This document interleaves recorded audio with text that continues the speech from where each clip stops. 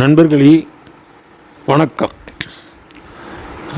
ரெட்டை வால்குருவின்னு ஒரு படத்தில் பாலுமகேந்திரா படத்தில் நல்ல ஒரு அற்புதமான பாட்டு. ராஜராஜ சோழன் நான் என்னை ஆளும் காதல் தேசம் நீதான் அப்படின்னு வரும்.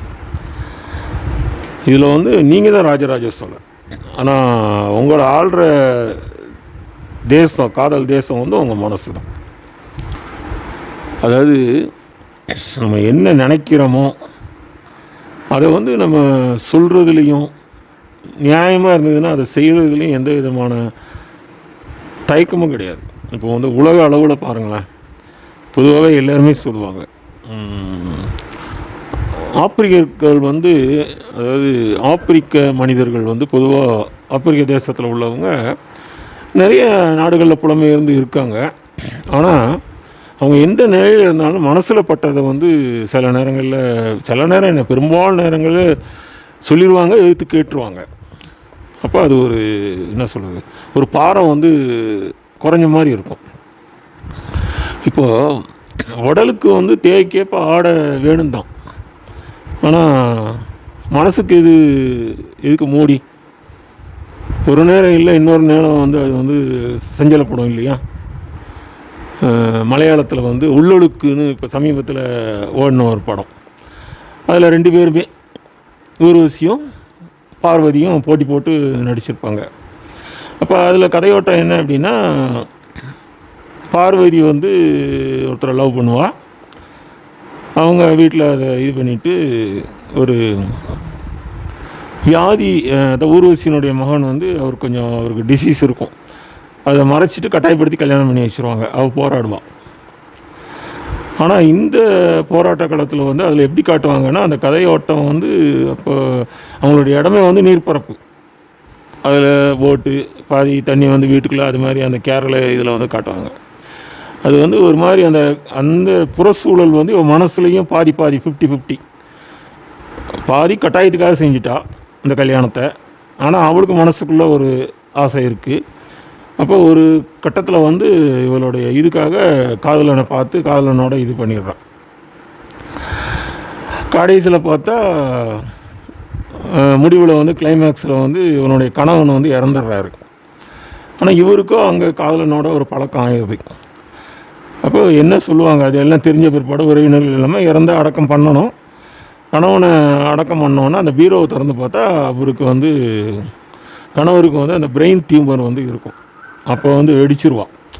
இப்படி இவ்வளோ பெரிய வியாதியை மறைச்சி எதுக்கு கல்யாணம் பண்ணி வச்சிங்க, நான் இந்த சித்திரவதையை எவ்வளோ இதில் அனுபவிச்சிட்ருக்கேங்கிறது.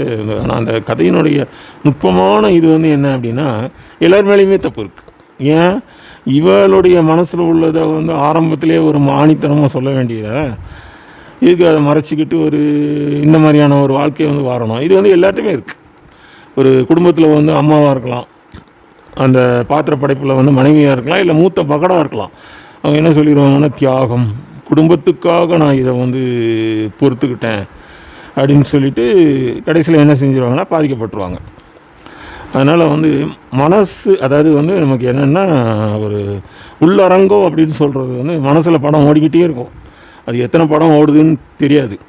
அப்போ என்ன செய்யணும்னா, நியாயமாக இருந்ததுன்னா அந்த நம்ம விரும்புகிற அந்த காட்சிகளை, நம்ம நடைமுறைப்படுத்த வேண்டிய அந்த செயல்களை, நம்ம ஆசைகளை சொல்கிறதுல தப்பு கிடையாது. என்னத்துக்காக நீ தியாகத்தை பண்ணிவிட்டு கடைசியில் எதுக்கு கொதித்து எழும்பணும், அப்புறம் எதுக்கு என்னை நீங்கள் அந்த மாதிரி என்னை பலிக்கடா வாக்கிட்டீங்க அப்படின்லாம் சொல்லணும். மனசு சாதாரணமாக கிடையாது. அதனுடைய பலம் சொல்லணுன்னா உண்மையில் ஒரு யானையினுடைய பலம் தான். யானையை கட்டி மேய்க்கிற அளவு தான் மனசு இருக்கணும். இப்படி சொன்னோன்னா ராஜராஜ சோழனை இன்னொன்று எனக்கு ஒன்று ஞாபகம் வருது. இப்போ நிறைய மன்னர்கள், இந்த மன்னர்கள் அப்படி இந்தியாவுக்குள்ளே சண்டை பிடிச்சிருக்காங்க. ஆனால் நம்மளால் ராஜராஜ சோழன் வெளியிலையும் போய் சண்டை போகும்போது அவருக்குடைய இது என்னென்னா, அந்த 4 வகை படையில் யானைப்படை மேலே ரொம்ப ஜாஸ்தி, அதாவது 60,000 யானைகளை வச்சுருந்தாராம். அப்போ என்ன பண்ணுவார்னா, வெளிநாட்டுக்கு போகும்போது, அதாவது திரிசடைன்னு ஒரு கப்பல், அந்த கப்பலில் தான் யானைகளெல்லாம் ஏற்றிட்டு, நான் அவ்வளோ பெரிய கப்பலில் தான் யானையை தான் பராமரித்து கொண்டு போக முடியும், ஏற்றிக்கிட்டு கொண்டு போய் இப்போ பர்மா அந்த சயாம்லலாம் சண்டை போடும்போது இறக்கி விட்டு சண்டையை போட்டிருக்காரு. அப்போ இந்த யானை சாதாரண கப்பலில் யானையை கொண்டு போகிறது எவ்வளோ கஷ்டம். ஒரு இதில் இது பண்ணும்போது அதுக்கு மதம் பிடிக்கும், அதுக்கு தீனி ஒழுங்காக கொடுக்கணும். அப்போ அதுக்கு ஒரு டெக்னிக் என்னென்னா, அதுக்கெல்லாம் தனித்தனியாக ஆட்களை வச்சு ஒரு மயக்க ஊசியை போட்டு அந்த குறிப்பிட்ட டைமில் முழிக்கிற மாதிரி வச்சு அப்புறம் எழுந்து இது பண்ணும்போது கரம் வந்து இது பண்ணி போகிற மாதிரி வைப்பார். அப்போ அதில் உள்ள படை வீரர்களுக்கு வந்து சந்தேகம், யார்கிட்ட போய் கேட்க முடியுமா, ஏன் யானையை கட்டி தூக்கிக்கிட்டு மனுஷனை கொண்டு போகிறதே கஷ்டம், இப்போ மொத்தமாக ஒட்டு மொத்தமாக அந்த கப்பல் இதாகிடுச்சுன்னா தாழ்ந்து எல்லாம்லாம் போயிடும் அப்படின்னு. அப்புறம் போய் அந்த என்ன சொல்கிறது, அந்த நிலப்பரப்பில் போய் சண்டை போடும்போது தான் நம்மளுக்கு என்ன தெரியும், நம்ம இப்போ பாகுபலி படத்தை தான் ரெஃபரன்ஸுக்கு வந்து பார்க்கணும். அது மேலே ஏறி அந்த இதெல்லாம் எரியும் போது தான் அந்த யானையினுடைய விஸ்தாரம் தெரியுது, அதனுடைய பிரமிப்பு, அதனுடைய ஃபோர்ஸு, அதனுடைய தேவை எல்லாமே அந்த படை நடத்தி அந்த நடக்கும்போது தான் ஆஹா அதுக்கு தான் ஒரு யானையை கொண்டு வந்திருக்கிறாரு. ஒரு யானை வந்து ஒரு 100 பேருக்கு சமம், அத்தனை பேரை சாட்சி இது பண்ணி விட்டுரும், யானையை பார்த்தாலே அலறிட்டு ஓடிடுவாங்கன்ற அந்த இது வந்து அவருக்கு தெரியுது. அது மாதிரி தான் மனசு. அப்போ மனசை என்ன பண்ணணும்னா கரெக்டாக வந்து இப்போ சில நேரங்களில் நினைக்கிறதெல்லாம் நம்ம சாய்ச்சி வர முடியாது, நினைக்கிறதெல்லாம் வெளிப்படுத்திட முடியாது. நியாயமான ஆசைகளை வந்து திரை போட்டு மறைக்கணும்னு அவசியமே கிடையாது. ஒரு பள்ளிக்கூடத்தில் போய் கேட்டிருக்காங்க, நீங்கள் வந்து எல்லாம் அந்த செஷன்லாம் முடிஞ்சு விழிப்புணர்வு எல்லாம் முடிஞ்ச உடனே நீங்கள் என்னெல்லாம் விரும்புகிறீங்களோ அதை ஒரு பேப்பரில் எழுதி நீங்கள் வந்து இது பண்ணுங்கள், பாக்ஸில் போட்டு வைங்க அப்படின்னு சொன்னால் நாசுக்கா அதில் இது பேர் எழுதிட வேண்டாம்பா அப்படின்னு சொல்லிவிட்டு பேர் எழுதாமல் அப்படி என்னென்ன இதுன்ட்டு அவங்களுடைய விருப்பத்தை, அவங்களுடைய தேவைகளை, அவங்களுடைய குறைகளை எல்லாம், மனசில் உள்ள ஆசைகளை முக்கியம், அதை வச்சுக்கிட்டு அதுக்கு பதில் சொல்லுவோன்னு இது பண்ணியிருக்காரு. என்ன சொல்லுவோன்னா சில இடத்துல வந்து நம்ம வந்து வெளிப்படையாக பேசுகிறது தப்பு. இப்போ இதில் வந்து நம்ம மனசுக்குள்ளே ஒரு ஆசை இருக்குது, அது நியாயமாக இருக்குன்னா அதுக்கு வேண்டியவங்களை வச்சு சாய்ச்சிக்கணும்னு சொல்கிறதுக்காக இந்த உதாரணத்தை சொல்ல வரேன். அப்படி பாக்ஸில் எடுத்து ஒவ்வொரு இதாக அது தேவை இது தேவை இப்படி ஆசை அப்படி ஆசை அதுக்கு பதில் லைட்டாக தானே சொல்ல முடியும். அந்த ஒரு 10 நிமிஷம் முடிக்கணும்ல, அது போர் அடிக்கும். இல்லைனா அது மற்றவங்களுக்கு பயன், ஒருத்தருடைய தேவை மற்றவங்களுக்கு பிரயோஜனம் இல்லாமல் போயிடும் இல்லையா. அப்போ நடுவில் வந்து ஒரு துண்டை எடுத்து பார்த்தோன்னே ஒரு பையன் வந்து பையனோ பொண்ணோ தெரியாது, ஆனோ பெண்ணோ எதோ எழுதி வச்சுருக்கு, வாசிக்க முடியாத அளவுக்கு ஏதோ ஒரு வார்த்தையில் கசக்கி தூக்கி போட்டார். அப்போது இதில் சொல்ல வந்தது என்னென்னா, சில ஆசைகளை வந்து என்ன செய்யணும்னா வெளிப்படையாக பேசவும் கூடாது, வெளிப்படையாக சொல்லவும் கூடாது.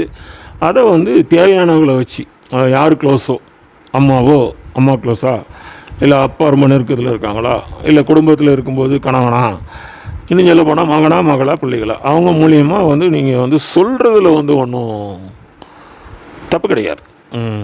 இப்போ வந்து எல்லா ஆசைகளையுமே வந்து அது வந்து நிறைவேறுமா அப்படிங்கிறது சொல்ல முடியாது. இப்போ சில நேரங்களில் என்ன பண்ணிடும்னா தேவையில்லாத ஆசையை வந்து கதையினுடைய போக்கே மாற்றி விட்டுரும். இப்போ ராமாயணத்தையே உருவாக்குனது, ராமாயணத்தினுடைய பாதையை மாற்றினதே வந்து என்னதுன்னா அந்த கைகையினுடைய ஆசை தான். கடைசியில் அவருடைய மகனே வந்து மதிக்கலை, பரதனே வந்து மகனை மதிக்காமல் அவர் ராமன் பின்னாடி இது பண்ணி போயிட்டார். அப்போ அந்த இடத்துல வேண்டாத வேலை பார்த்தது வந்து தசரதன்.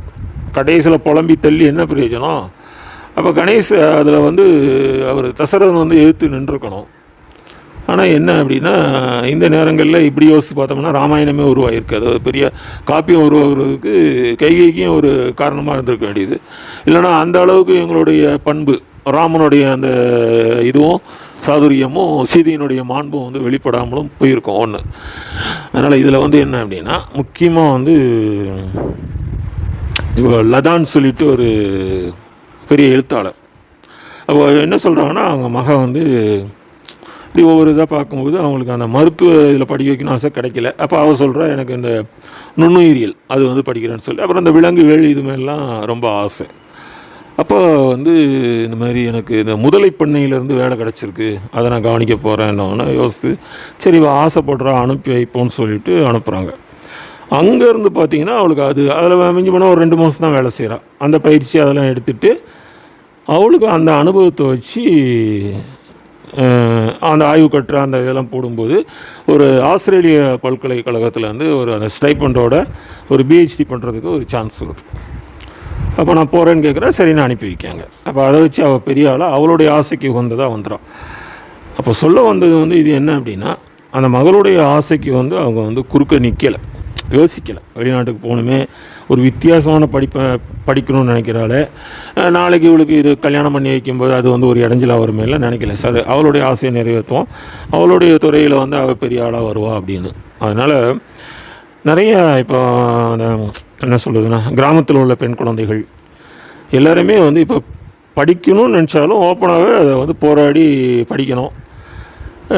இல்லை பையங்களே இந்த இதான் வேணும், இந்த துறை தான் நான் எடுக்கணும், இந்த காலேஜ் தான் போகணும், முடிஞ்ச அளவுக்கு செய்யுங்க அப்படின்னு எந்த சூழ்நிலையாக இருந்தாலும் மனசுக்கு வந்து நம்ம வந்து திரை போட்டோம் அப்படின்னா வாழ்க்கை ஃபுல்லாக கஷ்டப்படுவோம். அதனால் வந்து வெளியில் எல்லாம் பார்க்குறோம், ஆனால் அந்த உள்ளரங்கத்தினுடைய அந்த தேவைகளையும் வந்து அது வந்து நிறைவேற்ற முடியும்னா முடிஞ்ச அளவு அதை நிறைவேற்றினால் தான் நம்ம வாழ்க்கையை வந்து திருப்தி அடையும். அதை நிறைவை நோக்கி மகிழ்ச்சிகரமாக வந்து வாழ்க்கை பாதை வந்து நம்மளுக்கு பயணம் செய்யும். நம்ம எப்போதுமே வந்து ரொம்ப ஒரு கஷ்டம் இல்லாமல், மனசஞ்சலம் இல்லாமல் ரொம்ப ஒரு மகிழ்ச்சிகரமான வாழ்க்கையை வந்து நடத்த முடியும். மிக்க நன்றி.